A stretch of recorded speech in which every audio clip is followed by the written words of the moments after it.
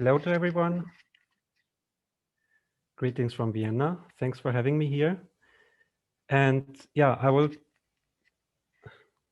give you today an insight into woodland or forest management in the late Neolithic in Austria.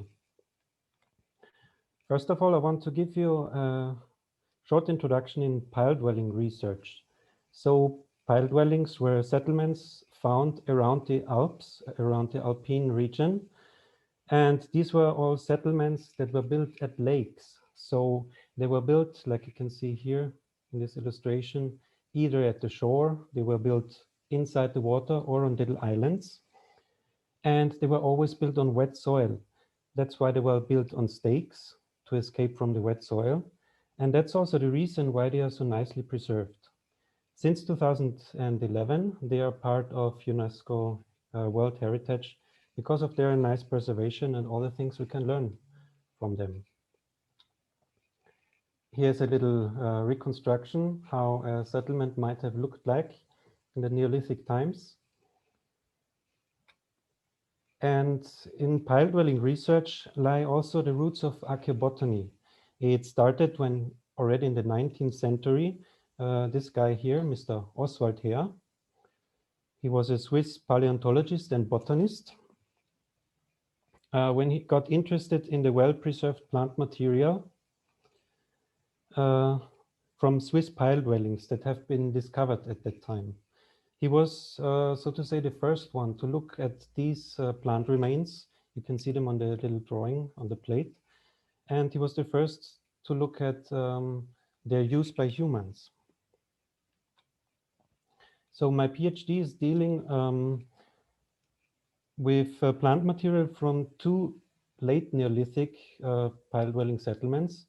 Here on this little map, you can see the two lakes where many of pile dwellings have been found. You can see all the symbols are known pile dwellings. And I'm dealing with the two with the red arrows. So one is from Lake Mondsee and the other one from Lake Attersee. The pile dwellings all around the lakes, they are not all from Neolithic times. We also have them from Bronze Age times. But I'm dealing with the ones from the late Neolithic period. The settlements, they are nowadays underwater.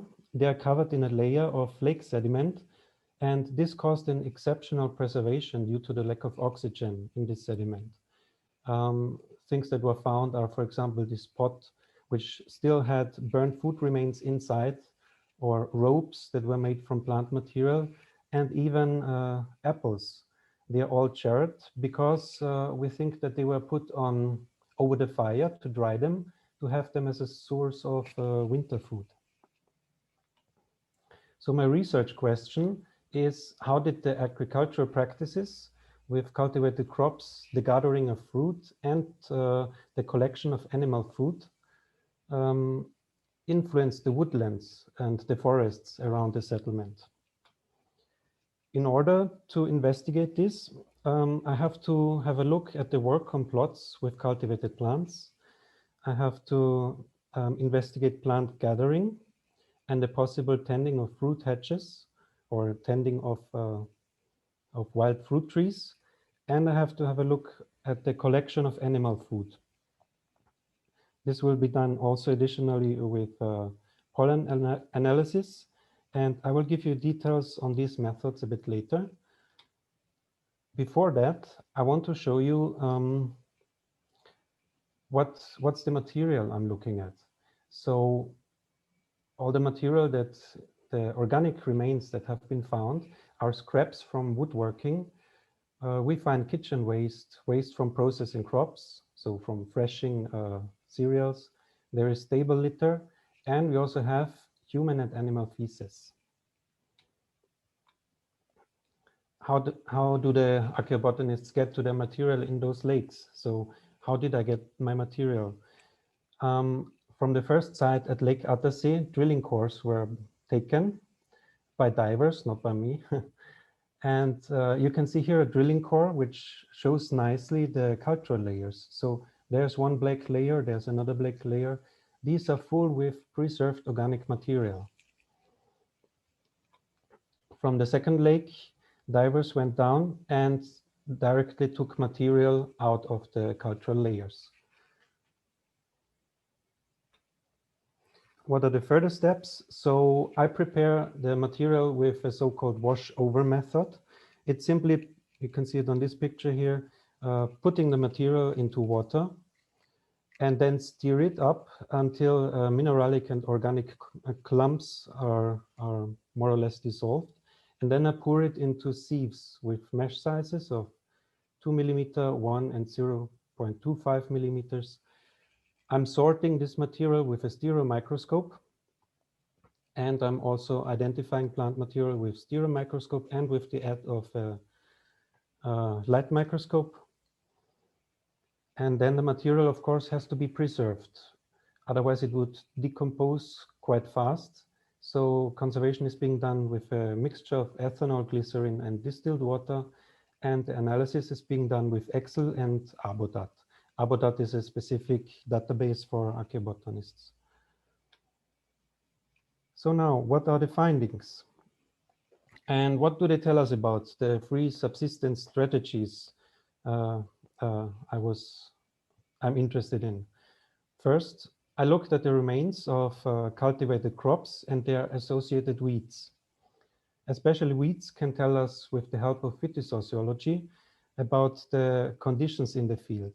So basically, I want to investigate whether the crops were grown on permanent fields or if the people at that time practiced a kind of shifting cultivation. That means to burn down a plot of forest, use it as a field for, let's say, 2 or 3 years, and then move on to another plot.